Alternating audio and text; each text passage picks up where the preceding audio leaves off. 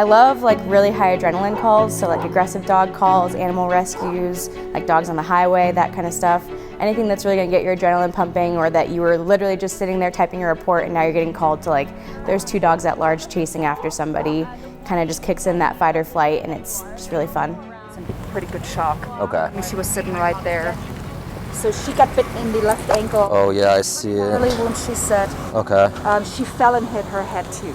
Okay. So yeah, both are bleeding pretty bad. Okay. And she was in shock. I mean, we just Right. got her to the hospital. No, absolutely. Do you know what hospital she went to? So unfortunately, Bella is going to have to be impounded today along with her pups until we kind of get this situation figured out, okay?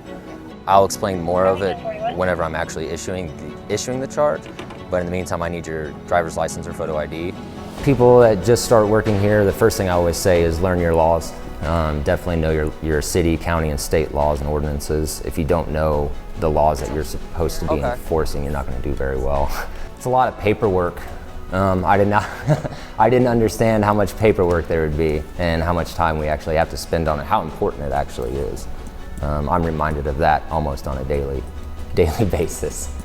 Okay, so Rachel, today you're being charged with 18-9-204.5 unlawful ownership of a dangerous dog. It's going to be a Class 3 misdemeanor.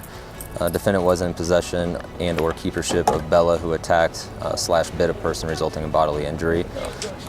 Reuniting like lost pets with their owners, that's always very fulfilling. Being able to scan them for a microchip, find out where they live, and just drive them back home. That's definitely really cool.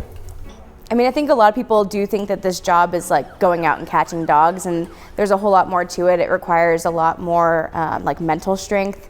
You see a lot of really sad things, you handle a lot of difficult animals, you deal with a lot of difficult people.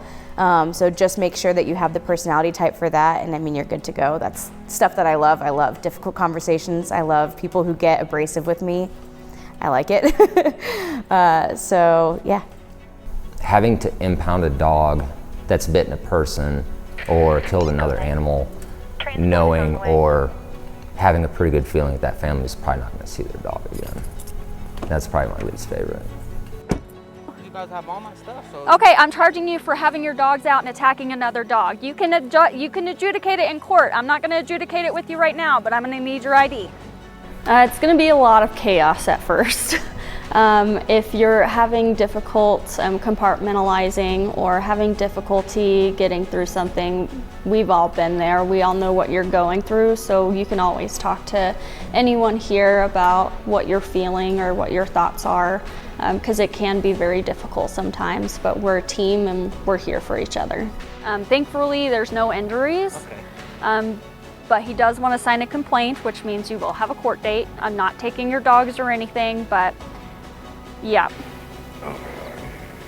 The majority of what we do is taking complaints or concerns from the public and responding to those calls, and that could range anywhere from just your off-leash dogs to severe dog attacks or an animal being mistreated. You have to compartmentalize. We do see a lot of hard stuff, and you have to learn to, I wouldn't say get over it, but learn how to cope with the stuff that we see. We see a lot of abuse cases, neglect cases, as well as, difficult family situations that you might resonate with. So you have to learn to put your own feelings aside and look at it as an unbiased standpoint is, I would say, the most difficult part of the job.